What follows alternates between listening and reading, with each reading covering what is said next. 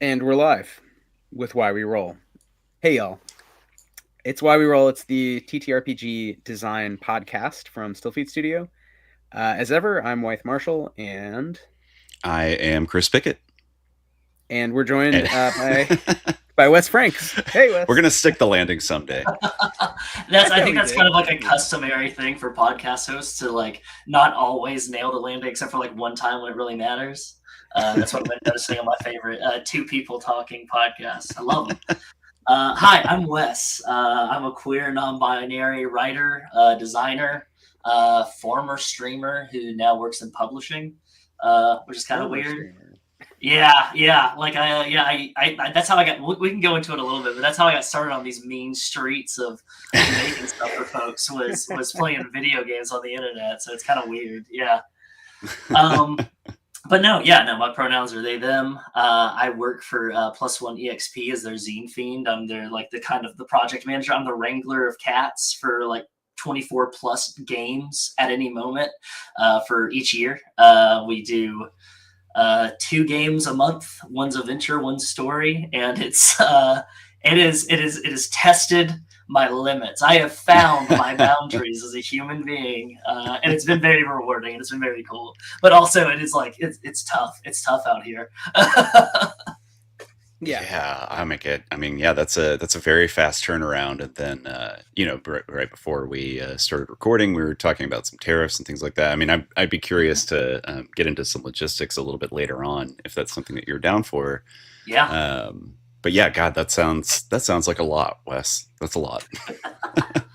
it is a lot. Hey, it's one of those things that like I am always my partner and I made a joke because I was talking about how somebody on like reality TV was like a shark; they never stopped moving, and my partner was like you, and I was like, absolutely like me. I feel like if I stop doing stuff, I stop moving, I will die.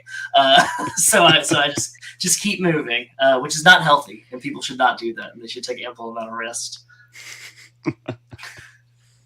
Yeah, I feel like that a lot. Although the more I am middle aged, the more I feel like it's more just momentum. It's like once I get Hmm. going, I can keep it going. But if things slow down, it becomes harder. So we were talking before taping about recent industry shakeups, basically around tariffs and just fears of recession and whatever. And Yeah. so, what do you do if you're about to launch a crowdfund, which we are, you are? I mean, a lot of people always are, right? If in the indie biz, you're often going out for money. So that's something we can talk about. But before we get into some, big abstract ups and downs and learn a little more about your thoughts, Wes, and your expertise, really, maybe we could hear just some of your background. So, you mentioned some of the roles, the many hats that you wear. You have a hat on right now, I think. But do you, you want to say about, just your life with games, like the streaming thing? I don't know that much about. So, in addition to all those other roles, but yeah, how'd you get started with Yeah, games? yeah. Games have always kind of been part of my life. Yeah, I am wearing a hat. I love hats. I'm a collector of hats, Big all same. kinds. I don't feel complete without one. I try to like accessorize every outfit with one. It's a problem, but I try to take care of my hair. So don't scream at me on the internet for not proper hair care. I try. No, but my game history started. So like as a kid, I've always grown up around like video games and board games. My parents, I come from a very rural, widespread family where I have a big family, but I don't know a lot of my family. It's that kind of like rural southeastern United States because somebody's cousin married into your family, and so now you have like a whole other kind of group. But I kind of always grew up around people playing games. And then I went to the foster care system, which was like a total like whiplash and everything. Because like when I was a kid growing up, like we were poor, but they always like their whole thing of parenting was like, here's games, like here's things that like you can like fill your time with that teach you things and like hand-eye coordination and things like that. Yeah. But like when I got thrusted into foster care, you kind of like my brother and I, we kind of got like you get stuck with a suitcase, and so you get dropped off in like these in different people's homes, and they take care of you, and they get paid by the state to take care of you, and a lot of that goes to your food and your welfare, and sometimes it doesn't.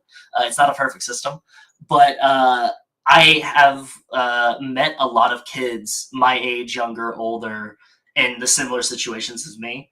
And kind of like the one way to break the tension with that was like playing a board game or playing a game. And so like it's always kind of been like inherent within like kind of like who I am as a person. It wasn't TTRPGs until high school. My buddies said, do you want to hang out every weekend and act like you're pirates? And so we did, and we started with 3.5, and then the game master discovered 7th C, and so we switched to 7th C, and then we all went to college, and we split up, and I didn't play games for like a couple of years, and then I found LARPing. I'm wearing a ripped flannel right now, but it was Werewolf the Apocalypse, which is like that's like the whole thing is like you're playing werewolves in flannel, and you got to rip your flannel when you turn into a werewolf and everything, right? I mean, I do think that a lot of the World of Darkness stuff is very entrenched in grunge cultures still to this day. So that tracks. I actually really like that. Yeah. It was weird. Also, like a weird time in college because like there were like tabletop like people around, but like it was very like, trad gaming, which I still love my time in trad gaming. But I've kind of fully swung to the indies now. I kind of hung up TTRPG after college. Immediately after college, like I got my marketing degree, and immediately discovered that most of the jobs that I could get were unpaid internships at 48 hours. And I could already feel myself becoming soulless just by focusing on like that kind of industry. Which is not to say that we don't need marketers. We do need fucking marketers and everything like that to sell things in the state of the society that we're in right now. But I was just like, okay, I'm just going to hard pivot and focus on theater like I was doing a little bit on the side in college.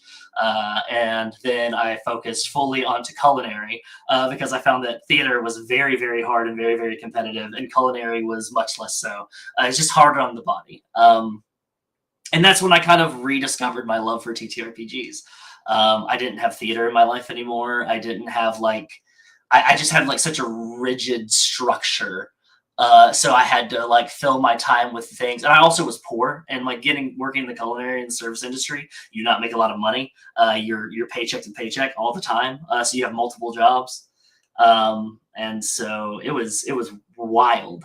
It was absolutely wild because I would get off of work and I would play Pathfinder with some friends or Savage Worlds with some homies at like 3 a.m. after work. And like we'd go until 6 a.m. or 7 a.m. The sun would come up. And then I started working a job where I worked from 8 a.m.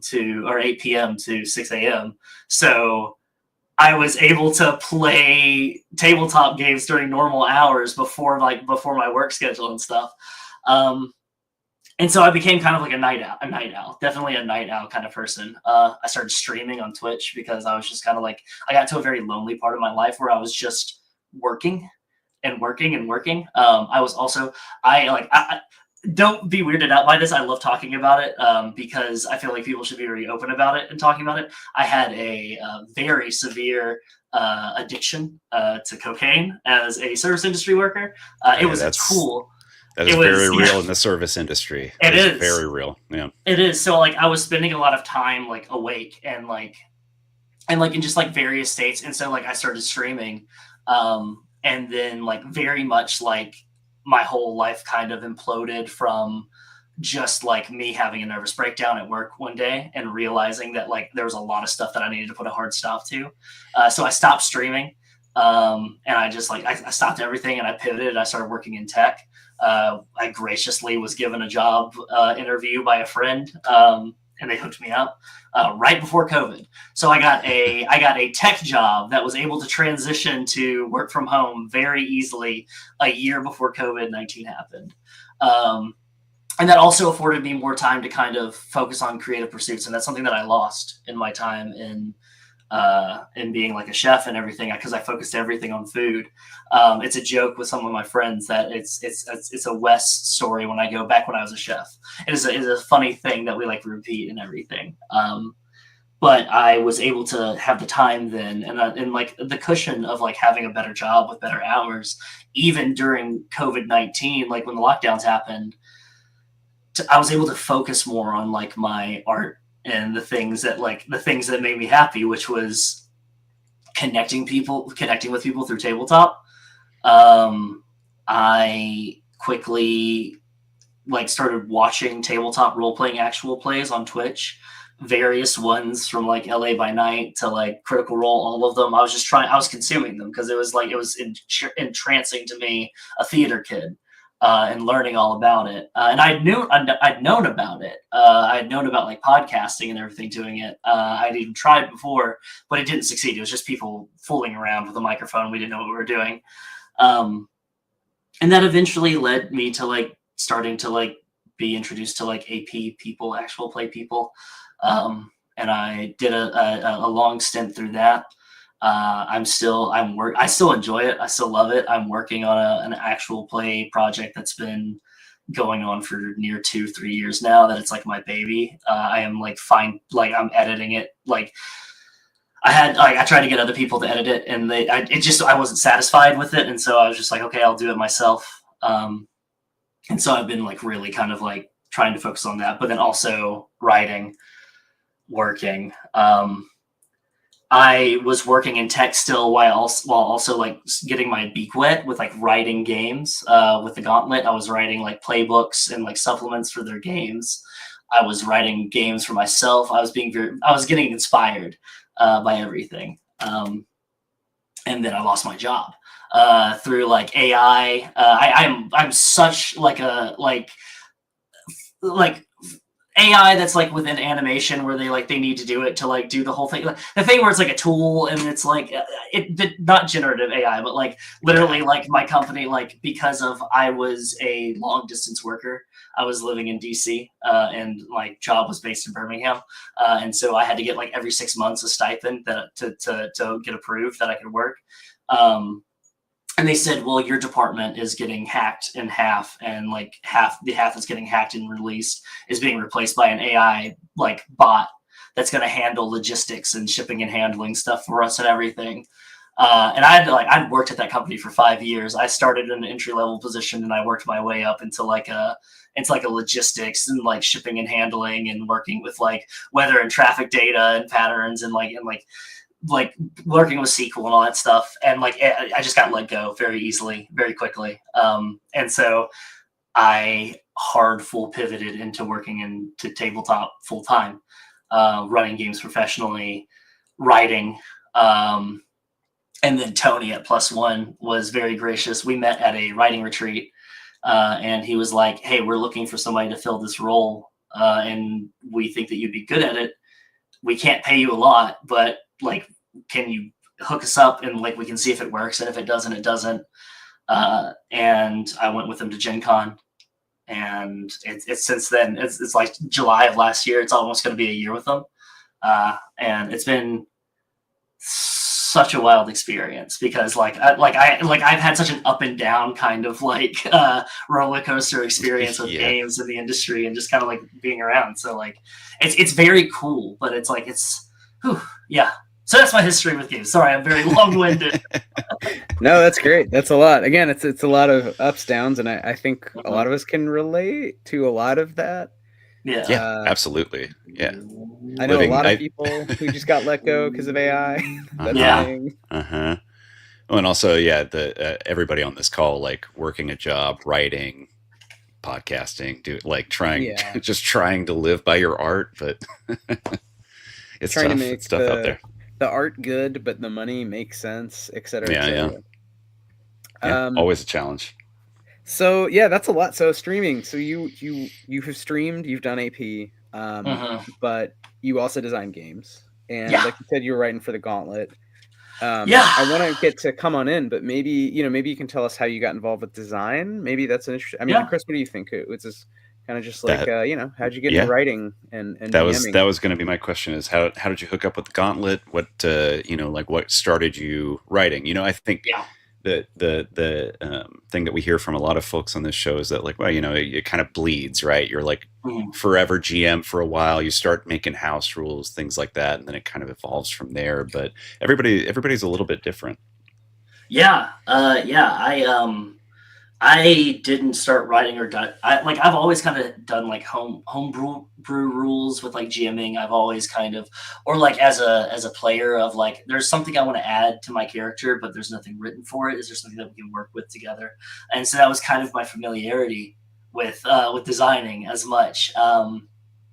And when I started streaming The Between with Alex Rubitsky of The Gauntlet, I was playing the American, and like The Between is a Card from Brindlewood system game, and it's very much that whole Forge era design of open-ended narrative gameplay, open-ended mystery. There's no set solution. We determine the solution through finding clues and what we kind of glean through characterization. It's a lot of improv. It's a lot of it's improv with guardrails and rules and mechanics and everything. And there's an advancement for writing a custom move. And so that's like an option for you to take as an advancement where you write your own move to kind of help support what you're going for as a character. And so I did. And so I wrote something. And it was and it was really cool when it paid off. And I really liked that. And that was the first one is free. And the rest of them you get hooked up and you're hooked into game design from there. And so I started getting involved in writing contests. I then got invited graciously to a writing retreat where it was just a bunch of writers working together. And there was a lot of workshops. It was in Tennessee. And I got to go up there, and there was a pitch meeting. And I had a bunch of ideas in a notebook. And I pitched out a handful of them. One was Moms as Bank Robbers. It was essentially Heat meets Desperate Housewives. I love that. That's a great idea. Love that idea. It was that was like I was like, I think this is solid. And person taking pitches, Jason Cordova, was like, that's solid, but where's the vampires? Like, what's the hook? Like, what's the thing? And I was like, oh, okay, yeah, I'll think about that and kind of see if I can frame with like something with like Mammon, the demon lord of money or greed or something like that, but I'll workshop it. And he's like, do you have anything else? And I was like, yeah, a Between supplement where it is the Between, but you're on a ship. I was very inspired by the show 1899. It had gotten canceled. I was distraught, and I had like essentially wrote using CFB. Like I was like, well, I'll finish it. I'll finish this myself. And so I kind of like wrote some loose rules where it's just like the framework of a game.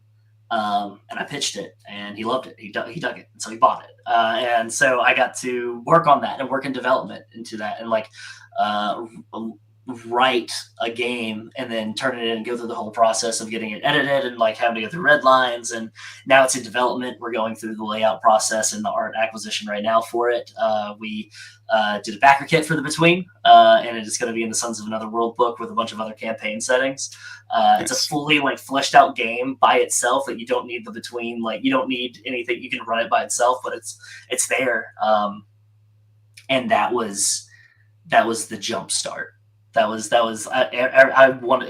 fell in love with it. I'd always kind of been around designers tangentially through like conventions and then also like being in like interview roundtable shows and everything about just talking about a different aspect of horror stuff and everything, and through like Discord interactions, and it's just you just meet people.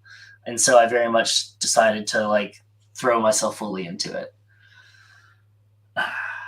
Yeah, that's that definitely mirrors a lot of experiences we've heard on this show. And I'll speak for myself. I mean, I definitely think so much of it is a community. So it's not just like I have a cool idea and my friends like playing it. It's like then you meet other people who are doing their own cool ideas with their groups of friends and so on and so forth. And it's kind of like the power of weak ties. Like, you know, it's like one thing for your friends to like gas you up, but it's different for like strangers or new friends to like respond to ideas and intuitively jump in and, oh, what about this, or make them better, to challenge you in a constructive way. So that's very cool that you were able to like hook up with some really like awesome designers and just kind of really amazing like designers take off. So that's awesome. I'm looking forward to that. What is that game? Can you tell us more about that game? Because the reason we initially were talking about having you on the show is come on in, but we're not even there, right? We're still going through the crazy. That's the next step. That's the next step, I'll tell you. But like, with Unsinkable, you play a class of people on board a ocean liner called RMS Kronos, called the Ballast class. It is essentially like a short straw person, where we handpick random people, and you are essentially tasked. You have carte blanche across the ship to investigate things, because like there has been a disappearance of a ship of a similar family and everything, and so it's kind of like the response from the company, the Sapphire Star Line, is like, okay, we will take direct involvement and investment in making sure, but like there's so many things that we can. It's very much very grim. We're playing on classism and like poverty, and very much that whole thing of like, oh, there's issues, well, you need to fix it amongst yourselves. We're not going to give you a lot of resources, but your survival is dedicated upon your own, and peers that you have to trust or not trust. And so there's different characters. You can play a doctor that just so happens to have a mind network of other doctors from around the world, including anything from limited to like an alienist that's just like making breakthroughs in psychology, or a battlefield medic that is currently fighting in Russia during the conflict at this time. It takes place during the turn of the century. So there's a lot of like, there's a lot of just like border wars happening around Russia and Prussia and that whole area. But it takes a lot of like, it throws a lot of like cultures, and I like working with like a lot of different people to like make sure that this whole feeling, this of being on board this ship, this ocean liner, is like well represented. Because there's threats that threaten the ship. There's like you have like you have the first class, the second class, the third class of people, and you have to make sure that they stay safe from pickpockets on board, ghost ships, and iceberg that chases you like see the silver stool. And so it's all about kind of like gathering together with all these different classes of people, and kind of throwing aside those ties and bringing in people that even from like cultures that might be opposed to somebody. One of the characters, you're a French Foreign Legion like person that has abandoned your post. You're a derelict of duty, and you're a stowaway on board the ship. And so it's a lot of like kind of like wrestling with like what you did for another country because you were hungry, and like it ties a lot of those kind of themes around the turn of the century, and just really looking at how a lot of things mirror what we're going through today. But it just puts it on a nice ocean liner. Yeah. Well, I gotta say, there may not be a better setting to explore. Well, I'm not gonna say there's not a better setting, but what a great setting to explore class politics and classism just on a boat at the turn of the century. Like, it's funny, as you were talking, I had like a weird sense memory, and I think like Titanic came out, what, 1997? I think I was like 12 or 13 when that movie came out. Yeah, and I was 4, but yeah. All right, calm down. It hit my household like a bomb. Like, trust me, my mother was all about it. But yeah, I do think, like, looking back, that's one of the first like clear media depictions of just straight classism that I can remember seeing. I don't think it's like the first or anything like that, but at least in my memory, being like, oh, they literally have first, second, and class citizens on the ship, and it's extremely stratified and rigid, and yeah. Yeah, I feel like, and that would work. Like, you can imagine the version. My mind goes to the Hack, where it's on a ship bound for Mars or something. That there's the human laborers who like actually the work can't be done by the AI and the robots. And then there's the Musk types, and there's a bunch of government, civil service, comprador, like legionary types, and it's like a doomed vessel in a certain way. It'd be different from a cruise in that sense, but I think you could do a lot with, as Chris is saying, like you force people from different backgrounds, especially different class backgrounds, to kind of have those conversations. But it's not a game where you're fighting. Maybe there's a mystery, maybe there's even like a murder mystery or something, but it's not about like combat or hex crawling, right? You're on a vessel, and I love that there's the kind of on the one hand, it's big enough where you could have a lot of different rooms and a lot of fun with that. On the other hand, it does feel like you're going to get this done in a campaign, right? It's not going to go on forever. It's going to go on for a few sessions. It's finite. Get there. It's finite, but we've thrown some modularity tools in there. There's multiple different like paint the scene prompts for depending on what part of the campaign you're in. There's some rules for like RNG that we've made for like certain points of the campaign where the rooms switch up, and like as you start investigating, you find that everything's topsy-turvy. It's folding in on itself.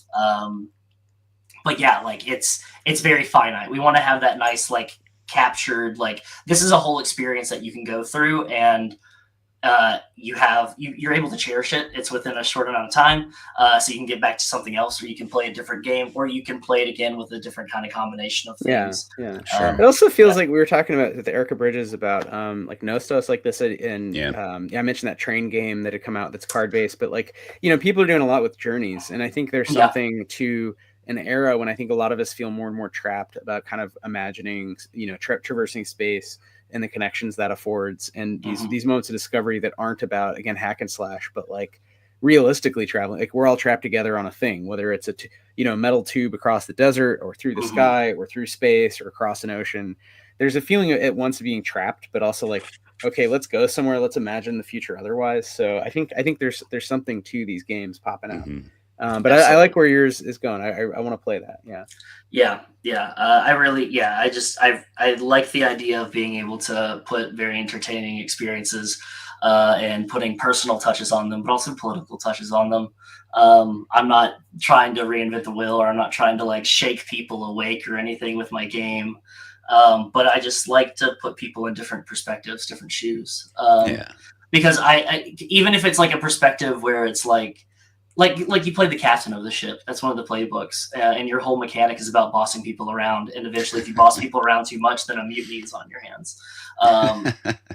And so, like, I really wanted to investigate power dynamics and like just I wanted to put people in the perspective of like miserable people, and so people can understand the thought processes in a safe way of like what happens when you have human lives at stake, and what makes you the person to make those decisions, or something. Like it's on something as insular and microscopic as a ship in the ocean.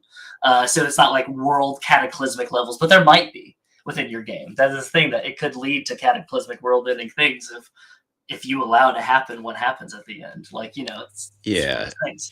That strikes me as very Lovecraftian in a way. Like, you know, a lot of Lovecraft kind of story arcs are like, well, I'm just a professor at this university, and I found this cursed book that happened to unleash an elder god onto the world, and now we're all fucked, or like what? Sorry. Like, because in Lovecraft it's almost more realistic, and I think in Thomas Ligotti it's that self-destruction of the narrative, where by the end the narrative itself has changed. Like, Lovecraft is much more great sci-fi. Ligotti's the horror, the philosophical horror of like, the thing you're reading has poisoned you too, you know. It's the kind of poison book. And I feel like that's what's fun with RPGs, where you could be on a ship and it starts with a more simulationist, we're on a ship and we're fin de siècle, rich people and poor people, upstairs, downstairs. But then by the end, it's like much more this metaphorical space, and people are vibing out or being weird or murdering or whatever. And it's sort of, you can kind of switch genres in a way that's pleasurable. There's a great David Antrim book called The 100 Brothers about the dad dies and the 100 brothers all have to get together for the wake. And it's this short novel where like it starts with like kind of realistic from one brother's perspective, like just a bunch of guys, and you keep meeting dudes, and it's all these like, it's very much about like dudeliness, and it's meant to be dark and funny. It's very literary, but by it keeps genre hopping. So every few pages, like by the end, like spoilers, like the main character's getting chased around like naked, like is going to be ritually murdered, you know. And it's sort of just like, it leaves the New Yorker fiction behind like 10 pages in, and just is like, hold my beer. And I think that's something that's so fun about, again, the constraint, you know, we talk about it a lot on the show, but you have a tight narrative focus. Okay, you're trapped together in a ship, but it opens up this world of social possibilities, and what moves, you know, what mechanics support that, and all that as part of the design. So, you know, again, I think that's something maybe we can talk about with come on in, and kind of how you're taking a fairly narrow constraint, right, and then blowing it out and getting it to be this deeper experience. Just as a button on that, when can people expect? So when is Unsinkable? Like, I think you said it's still kind of in production, right? It's not something. So we were supposed to have a release for the main PDFs, the core book PDFs, around this time. And with like tariff delays and everything else, it's put a lot of halt on other things in production. So it's given us a little bit more time to kind of flesh things out. We've been in communication with everybody. It's a tight turnaround. The game is mostly written. It's a rules update for that. So you can expect that probably by the end of the year. which will be very cool. It's something that I wrote a couple of years ago, and it's kind of been on the horizon. And so it's finally going to be here by the end of the year, by the end of 2025. And so, yeah, very cool. exciting. Yeah, I'm gonna pitch you right now that we do a crossover of Unsinkable and Danse Macabre, where you get stuck on an ore ship in the middle of the Bosphorus Strait.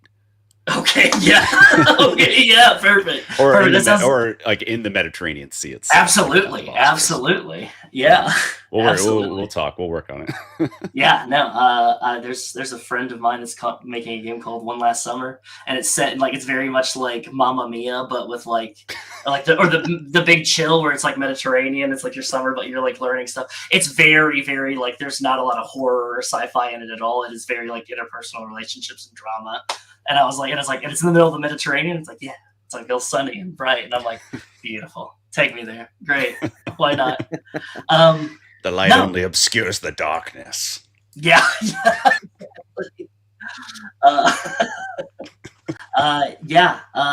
Let's talk about Come On In. Yeah. Come on over and tell us about Come On In. Come on in. What is Come On In? Come On In was an idea that I had. Just one of those ideas that you kind of dive into when you're just doing stuff, I'm just having a good time doing stuff and farting around with mechanics. And I am a very an eye-opened fan of Stephen King. That was one of the first horror writers I ever read at the bright-eyed, bushy-tailed age of 10 years old. I read Cujo. And I was terrified. That is such a depressing, mean, awful book for a 10-year-old to read. And that is exactly why I'm the person I am today. It's also the book that Stephen King doesn't remember writing because he was snowblind at the time. Absolutely.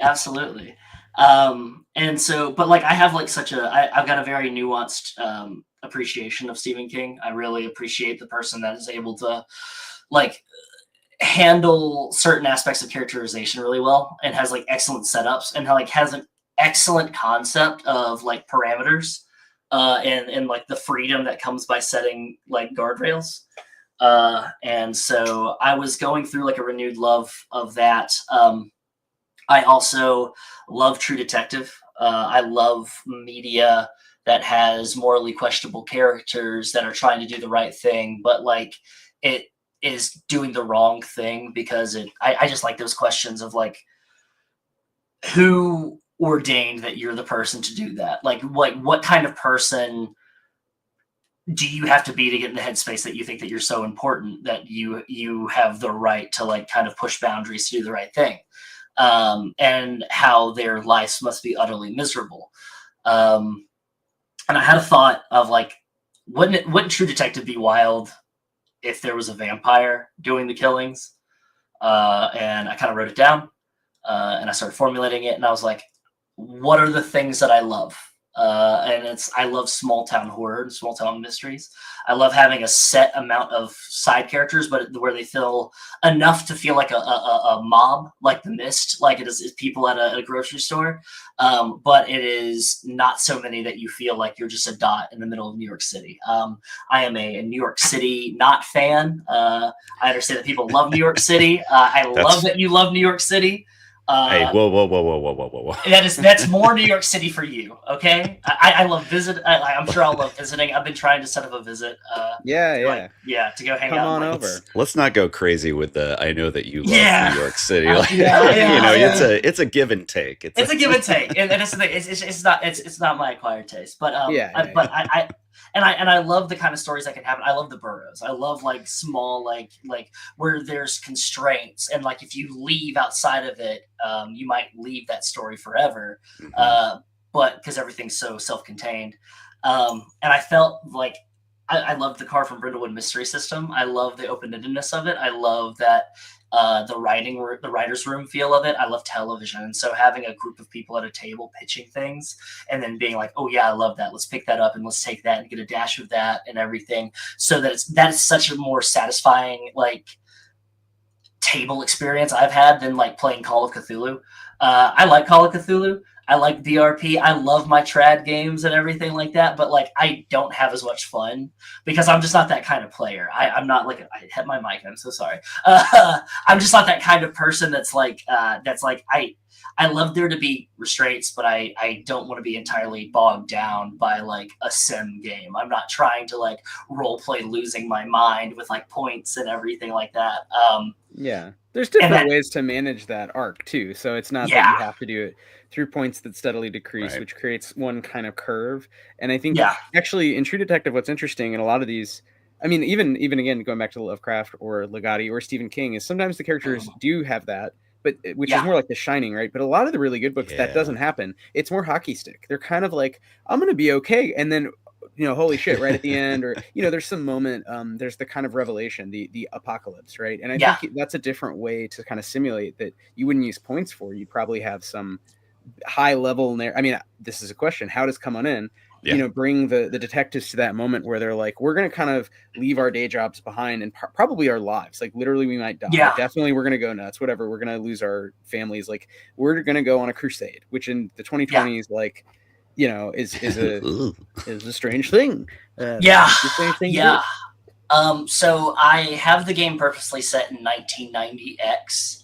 That is a very specific time because I hate the idea that I love modern mysteries, but I feel like the mystery of the modern mysteries here are so bogged down on technology and like GAC and surveillance and everything, and that's a different game.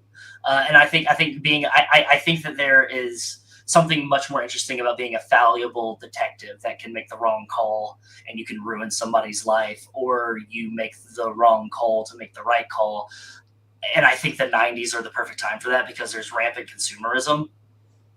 The game is also set in Louisiana. It's set in coastal Louisiana in Terrebonne Parish. It's in a fake town, Bon Soleil, but it's in a real part of the world. And I wanted it to feel like a distinctive timeline pre-Katrina, because Katrina changed everything for the Gulf Coast. I've got family that lives in Biloxi and Gulfport. My aunt's husband, I say it because my aunt's husband, I love him to death, but he like used to work for the Coast Guard doing hurricane mapping and everything like that. I've got family from like Appalachia all over the place. But like I'm very, very Southern. And so like I grew up around small town politics, small town police officers. I've seen people that people didn't like, and they kind of like had the police take care of them in different ways. Just as a kid, I've witnessed it. There was a guy that like a lot of people in my small town of Grant, Alabama, like really like held up as like a bastion of like purity and justice by the name of, I'll call it Verlin is his first name. But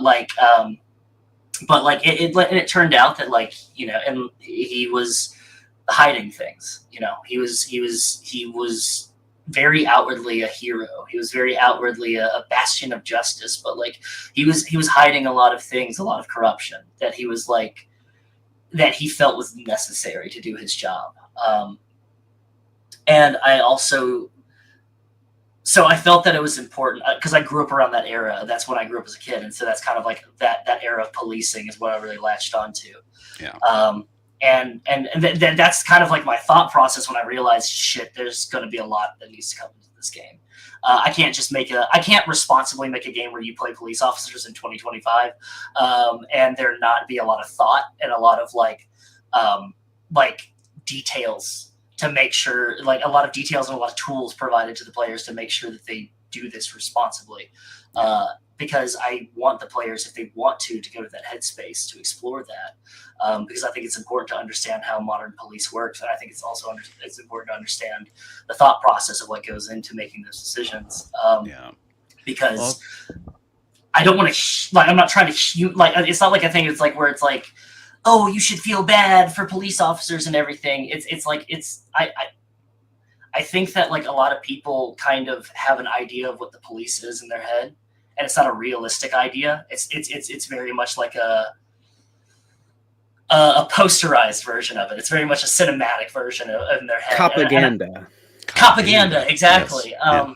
And I'm not going to say that I'm the person to change that or anything like that, but like I feel like it would be irresponsible of me to not provide like an essay from somebody that understands criminal justice and police brutality in small towns.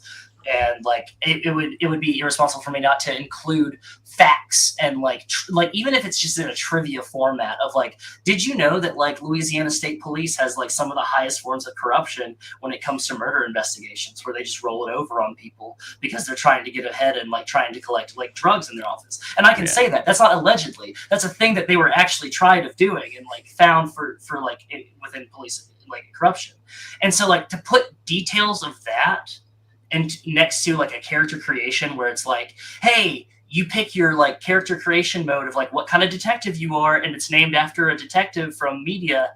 So it's like, oh, like you have like Yoshinobu. I'm forgetting the name of my character. Let me just open my character creation right now. Yeah, it's right here. Characters. But it's like you have like Rustin Cole, who's like True Detective. That's the first one that you see, of course. Yeah. But you also have like William Somerset from Seven. Like where you're retired, you're getting too old for this shit, and like you're retiring, and a lot of those moves have like baked in mechanics within them where it's like, here's an actual policing thing that you can do as like your specialty or whatever, but it's based off of a character in media, and so it's like it's and I'm not like leaving like a direct map for you to say this is to get you thinking about how you like interact with media and like especially police in the media. It's a trail. It's a breadcrumb trail for you, where it's like I want you to be thinking about these things as you're playing through the game. And so it's a 2-player game.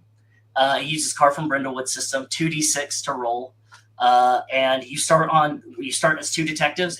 It's 3 players. It's a keeper and 2 detectives, and you start at the murder site where somebody's been found murdered, and there's a whole section, a campaign sheet that is essentially a mechanical Mad Libs for the keeper, the person running the game, where it's like, I have given you a framework. This is a skeleton. This is a bone structure. You need to add the meat to it. And I've also given them an exhaustive list of side characters and locations that some of them have special rules associated to them. Like if you do a certain thing here, then it unlocks you to be able to do this stuff. Or if you do a certain thing here, it's going to block off this location from you completely because you've overstepped your boundaries. There are benefits baked into the game where it's like, if you act corruptly, you will get like 12 pluses on your investigation moves. But down the line, you're going to get fucked over because you like you are being very flippant, and like it's the push and pull and everything like that.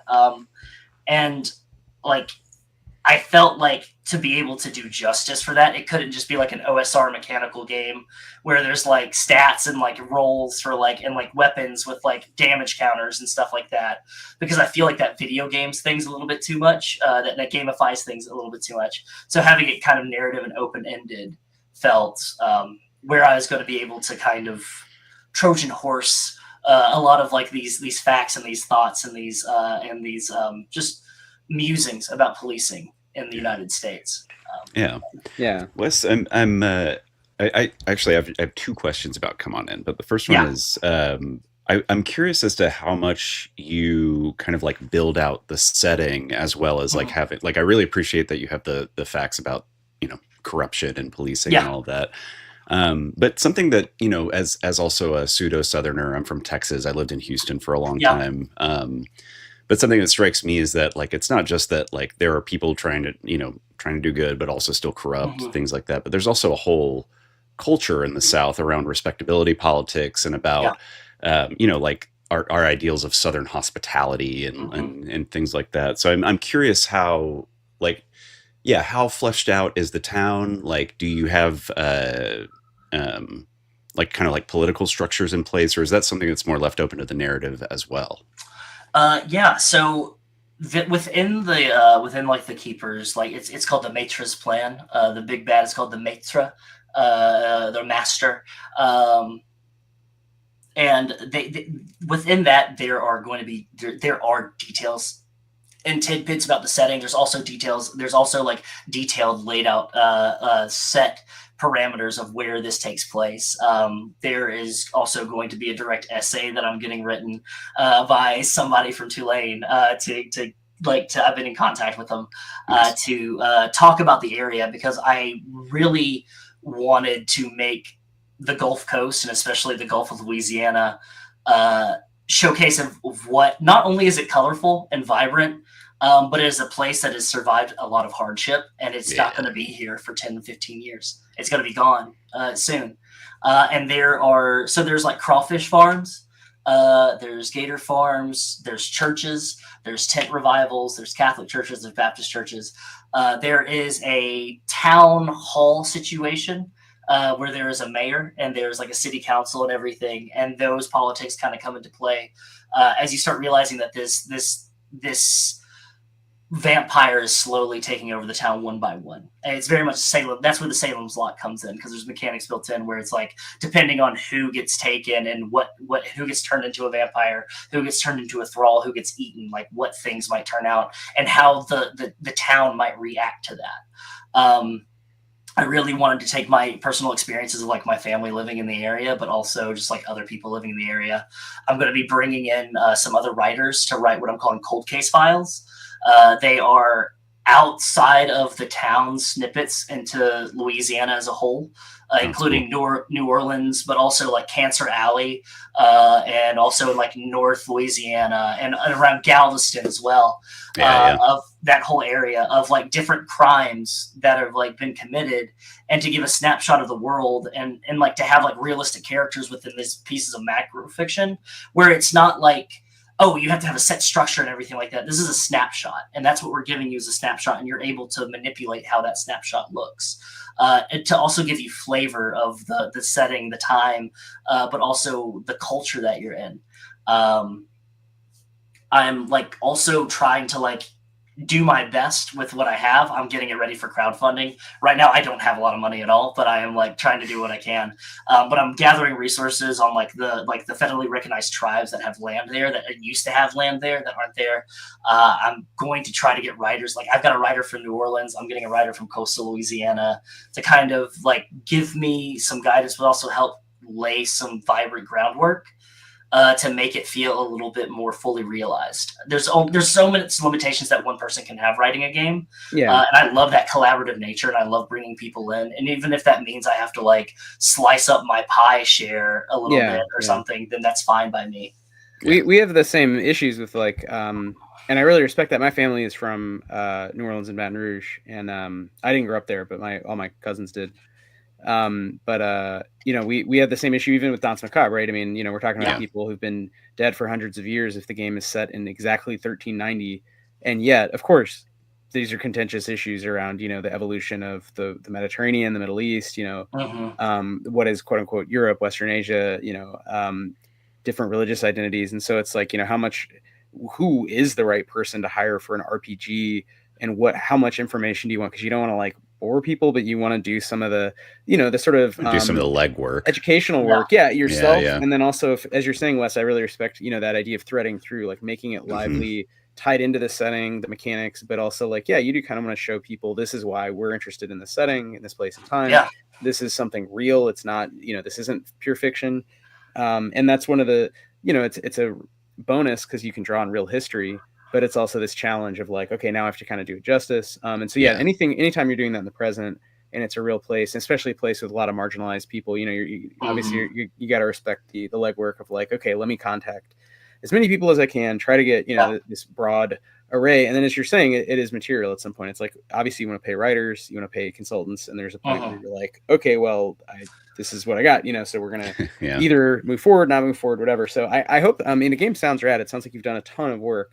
I was wondering maybe, you know, we could transition and talk a little about like the product design and just Kickstarter or whatever crowdfunding platform, you know, plan. Cause that's something, you know, before we started taping, we're saying, oh yeah, we're about to do that too. But also the fucking tariffs keep changing. And so the whole thing is just like, it sort of gives you the whiplash of like, I don't know, like, I wish it was all like, not changing, you know, like good or bad. It just feels like, how do you make these decisions if you don't have capital to lose and you kind of have to, you have to at least pay printers and like say you want to pay like consultants, you want to pay the other people, Yeah. like even if you're not trying to make money on something, which is also not a great way to run a business, but I feel like that's how a lot of RPG folks, and maybe you could say a little from the plus, I don't know to the degree you can speak for Plus One or your experience there, but you must work with other creators who are in the same position, right? It's not so much about money, it's more, can I make a cool thing that's fun, right? Yeah, the TTRPG industry has a lot of money in it, but it's not being thrown at the indie side because there's a lot of companies that have found ways to hold on to as much as it is possible, and that's the state of that's every industry, but it's especially visible here because we're not as large as other industries. There's not as much flack. There's not as many big sharks, and so making a game like Come On In is very scary because.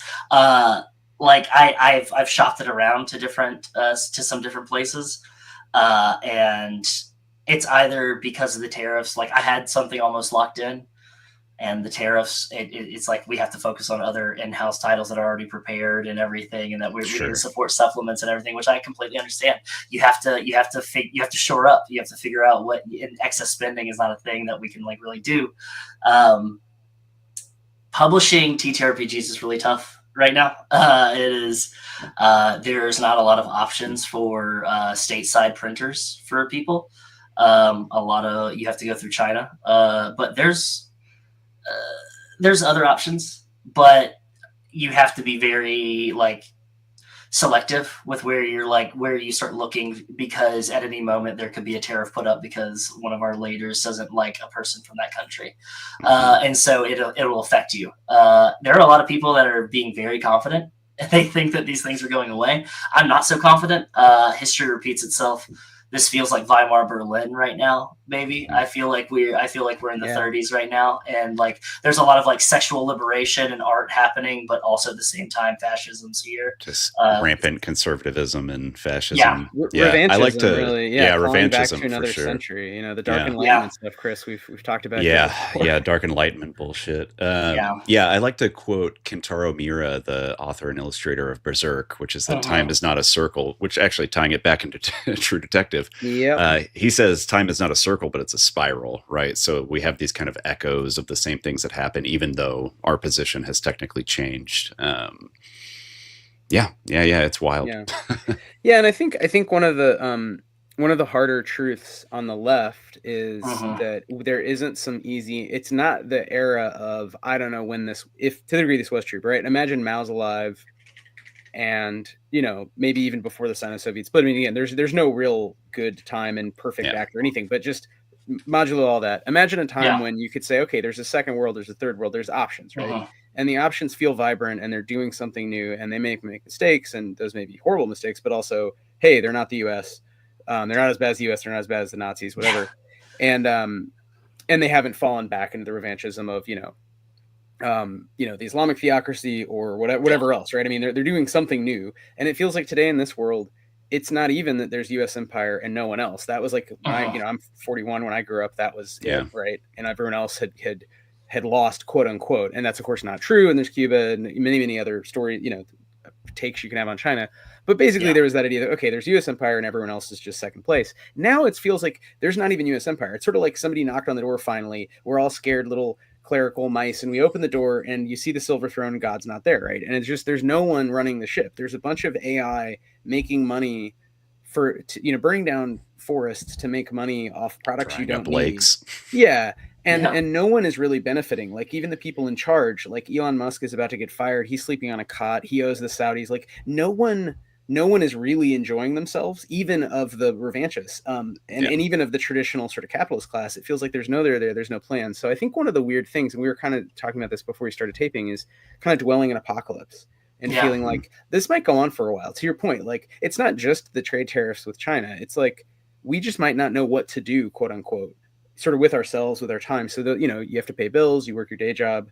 If you can make it in games alone, or to a degree you have success, that's great. But you want to keep consuming too. I want to buy these games, I want to play them. But there's also that feeling of like any moment, anything could happen. It really feels like a time in which just anything can happen in a way that I would say, even during COVID, I didn't feel that. And maybe that's just me, and I was very privileged, whatever. I just didn't feel that. I felt like, this is weird. Like the government isn't responding super well, but like I know. I guess because I work in medicine to some degree, like it's like, yeah, no, we have this amazing ability to like create vaccines and stuff and distribute them. Now I kind of feel like it's not again about science or something. It's like there's no one to do anything real. What are the cops doing? They're deporting U.S. citizens kind of at random. I mean, it's like you said, it's kind of the state terror, the internal terrorism of the state. There are creators that we were really excited to maybe meet and bring to conventions with us, people that are from outside the United States. Now that we were like telling them, do not come here. Like was Hassan Piker got detained in Chicago for from coming from France because his name's Hassan, and also people know who he is and they know how like loud he is and stubborn and everything. I mean, if somebody that's a citizen here gets detained and is being like frisked and asked questions about their politics and everything, asked about their views on. Rowan Deckard is not coming to Gen Con. They're not coming to. Probably not coming to PAX Unplugged. Like they're like the conventions that we're used to, that you're going to go to. You're going to be walking into that convention hall. You're going to be like, this feels weird. This feels different. This feels emptier, and it's going to be a lot of like the people that rely on these conventions. And they rely on these convention goers to get their game out that live in Sweden and other places, not even just like Sweden, but they live in like the global South, and they come up here. Like there's a bunch of creators from the Philippines that we know and that's like territorialized. That's like, that is a direct connection, and even they could get flack and harassment. And it's so wild. And like, and I feel like there's such a disconnect. I feel a disconnect. As a person that's like managing 24 different projects and talking to people about these projects and like getting like invoices set up and everything, it feels like it gives me such like weird disassociation, because I'm but also like I'm talking about publishing a book and everything, and like, and I'm like, let's tariff proof it, and can I make it a magazine? Can I just like print it as a magazine so that it's like cheaper? But it still has like some tangibility. And then looking at digital options, like what can I do for digitization? Well, if this guy in Utah who has been putting up this act for obscenity certification act, or like whatever, this guy from Utah, it's his third time of trying it. He tried it in 2022, tried it in 2024. It's essentially banning pornography from the internet in America, but it would also be what we classify as pornography. So if it has no inherent scientific or like cultural or artistic or political value, then it will be deemed pornography, and it'll also be deemed unfit for public consumption. Like Big Brother shit, like 1984 shit. Like, well, it's the classic, I don't know what pornography is, but I know it when I see it. I know it when I see it. It's that the whole backing off of it. And so it's like I have friends that are like sex workers that are like, am I going to have to start writing scripts that teach things about the American Revolution while I'm also doing sex work? Like what, like that is a conversation point that I have heard today, like within a chat, like a friends chatting. Like it's wild to think, because like I'm like, let's crowdfund it. Let's find a magazine printer. And that's one of the options that I have. I'm like, if I can't find somebody to buy this game, because I don't know who would buy a game where you play cops and put it out there, and like, unless it was like that we're edgy and we can make an edgy release. But I don't want to work with people like that. I want to work with people that are like, I want to maintain the integrity of this game, and we're going to release it. And so I think, I've always just kind of been a DIY person, do it yourself. I might not be able to release it because of fucking tariffs. I might. I'm a queer person. Like Wythe, you're queer. Chris, you're queer. Like it's like at any point, luckily we're white, but at any point we could just be scooped up and just sent someplace, sent to Nevada. We post a lot of shit about Gaza, and I think it seems like at least in New York, there's a lot of Zionists in New York, if you didn't know, and they have a lot of surprise. And they do not care. They've kind of abandoned humanity, basic morality, and I think that's the thing that increasingly to me is like, in terms of travel, that's kind of the number one thing I'm personally worried about. Again, it's very privileged because I pass, I can wear a collared shirt. I have a university degree, but because of Gaza, it's like, oh shit. I mean, at any moment, anyone could just look at a feed or like, I mean, I also don't want to stop talking about it because it's kind of the great moral failing of the 21st century so far. And it's kind of like, well, holy shit, is no one going to say anything? You know what I mean? You're standing on a crowded street and you're like, you've got people in the tabletop industry that are proudly supporting that shit and shaking hands with people and everything like that. And people are giving them money. that's like that allows people to look at the status quo and like and look at how normal things are. And like, and if they don't, if like some people are Zionists by convenience, and that's a wild place to be. No, and that's most of that kind of comprador class. The people who own media businesses in New York, by and large, they don't want to talk about it. They're defaulting to Zionism because they sort of don't want to be bothered. It's the head in the sand thing. If they see the failing rate of profit, they see that no one is governing. They can't even do their own deportations correctly. They can't do AI. They can't do any of the things they're saying. And so they're kind of putting their head in the sand and saying, well, we're still pretty good at media here on the coast. We're good at our jobs, whatever it is, healthcare again, but they don't want to be bothered with, politics, right? They sort of are still imagining that they're in that 90s bubble of just U.S. empires protected, and internally, whatever divisions we have, they're not that bad. It's like, no, they're really bad. All to say about the magazine, the product design, turn it back to RPGs. So that is a question, like Wes, what does success look like for you in this moment? We're not going to hold you to it, but just to sort of spitball, is the idea, for example, I'm just brainstorming here. You can feel free to correct me, but maybe there's an edition that's like a lighter touch edition. It's a little cheaper. It's still perfectly nice, but it's not exactly the product you had in mind. And then maybe you go back and do in a year or two a bigger edition. You sell it. Hey, maybe we'll collaborate with you. Maybe we get capital to do that. I don't know how that happens. We rob a space shuttle. I don't know. But what does success look like in terms of the crowdfund, or is that you can't even say? No, money's just, it's all a consensual hallucination. I think if it gets in people's hands and everybody gets paid, that's a success. Like funding. And it's so scary to fund something like this, because I know a lot of people have to do strategies and tips to get their game funded. And if you don't get it funded in the first 48, then you better hope to God you get funded in the last 24, that kind of thing. And there's statistics, and there's times when you should release it and everything like that. But it's like, I don't want to have extra bits and baubles. I think if the most extra thing I want is like the fucking Taxman edition, where you get a leather embossed fucking like folder to put your book and your detective notes in and your pencils, so you look like Rustin Cole from True Detective. I think that's like the biggest thing that I want to do, and it's like even make like 5 of those. I don't know, because I don't know how expensive that. That's the stuff that I'm starting to look at, but to just make the game, I've had so many people, this is kind of like a testament. I've had so many people in my life, very much offered their services to just help me out as a work trade. And that is something within itself that is a joy. I love the barter system. And that's if I make this game and I get to make it and I don't financially ruin myself, if it helps me pay off some debts and I don't financially ruin myself, I would love to be able to have something to hand to people. That's about it. That's I feel that's a very humble way to be about things, but also that's all I need. I am a person that does not need many. My partner and I are talking about living in an Airstream or a trailer, some kind of camper, and being very rustic. Is this, Wes, your first campaign you've run yourself? Because PoE's done a lot of stuff, but is this your big let me do one myself? Yeah, there was the other one that I ran for Villains. My actual play that I'm still working on was my first one that I ran for itself, and nice. I didn't even succeed. I got 60%, 70%, 60%, 63% of the goal. But it was enough for me to pay the actors. It was enough for me to pay the cast.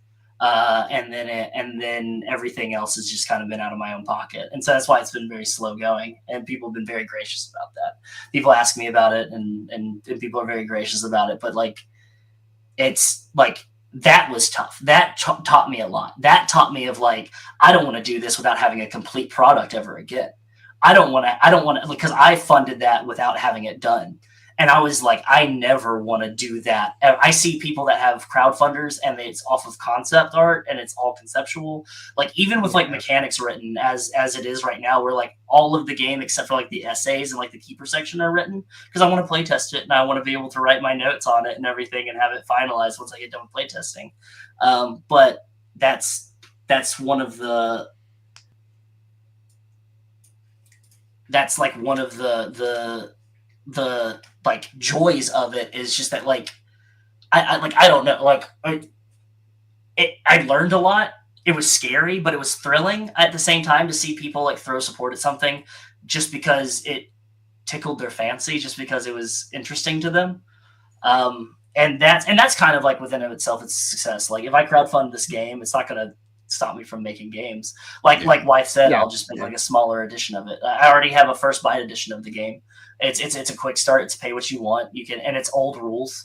The game has severely changed, but like I need to update that version of it. But I don't know. Yeah, but everyone, so check out, it's carryoncomfort.itch.io. I mean, I think generally Carry On Comfort is your sort of publishing, imprint kind of name, right? Your handle. And so the publishing arm of Wes Franks. Yeah.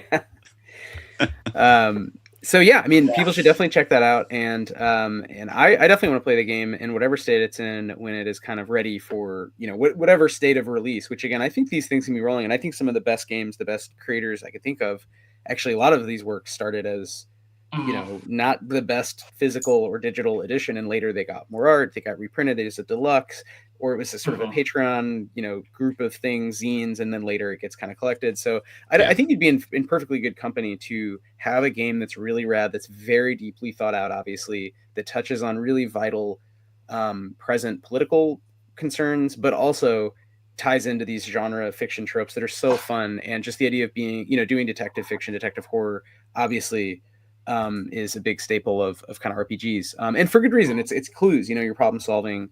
You might have to shoot something, but like I kind of, everyone I think loves that about Call of Cthulhu, that like in real life, it's kind of hard to, like, unless you're, a soldier, like most cops, I don't think are necessarily that great. I shouldn't, they're probably not all that great at shooting stuff, right? Like they kill things often by accident or brutality, just when you open up, when you open up like 12 rounds at something, you might hit it. But I love that. Like a vampire also is probably immune to bullets. So I love the whole design of like, let's make a game where we're not gonna, we're not shooting Cthulhu, we're not shooting vampires, we're doing something else. And what can that mean? And it's very much like do you hold on to your ideals, or do you let go of what you were before to take care of this evil, or like that, like what is it worth to you? That kind of thing.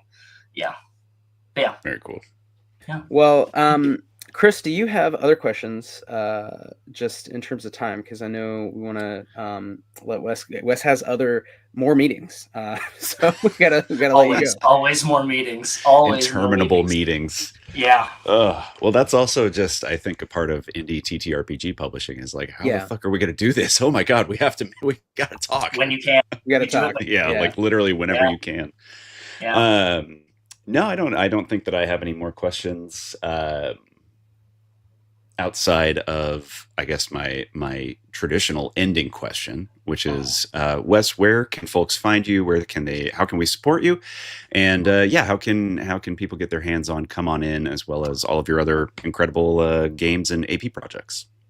carrion-comfort.com. It's very easy. That's my handle on Blue Sky. That's my website. It has links to all my stuff. That's where Come On In stuff's going to be.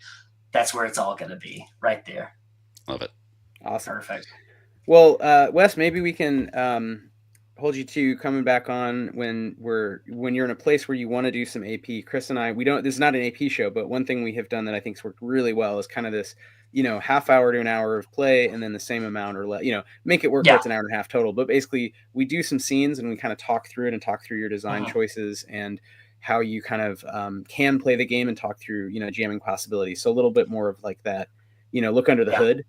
But I think that'd be, I think Come On In, because it's fraught politically, and, as leftists making games in very troubling times, but also, as again, in terms of the real reality, we have to like work with the cops in the military. You know what I mean? Like we need people, we need to like flip them, or like, you know what I mean? Like you can't just say, oh, well, all the people with guns can be Trump people and we just don't have guns. Like that doesn't work. So I'm curious kind of, how that'll play out at the level of vampire fighting, which, I before this, I would have been like, well, at least we don't have to worry about vampires. But now I'm like, I don't know. You know we what? might have to. Ask me in a week. Maybe we have to hunt vampires. So. We might have to. Oh, well, oh, shit. That does remind me of what I brought up before the show, which is on the Sam Sanders show, which is a podcast I caught a clip of. These comedians were talking about how vampire movies, and I guess media in general, are always good recession indicators. So you look at when the original Nosferatu came out, you look at the original Universal Monsters, Dracula, all of that kind of stuff. It's like always right before a recession hits. So I think that you should take pride that you are engaging in a long tradition of vampire media that predicts a recession. Yeah. I hope I could be a part of that Yeah. at some point. Yeah. We talked about the past, but the vampire was originally, about, among other things, the terror of darkness and certain animals, but also I think there's a very gender dimension to the vampire's action. It's usually male on female violence is a big part of it. But in the 19th century, famously, of course, Except for Camille. A symbol for, there's a lot of exceptions now, but but in the 19th century, it becomes all about capitalism, right? The vampire is the machine of industrial society coming to kind of suck energy from you. And you literally suck the life from you. Yes. You never wake up as restored as you want. So with that, we're going to fight those vampires together. Hell yeah. Thanks always, the amazing Chris Pickett. Thanks so much. Wes Franks. Thank you so much for joining us. Carry on Comfort. Everyone check it out. Come on in and other games besides. Y'all have a good one. Thank you. All right. Bye, everybody. Thanks for listening. Bye-bye. All right.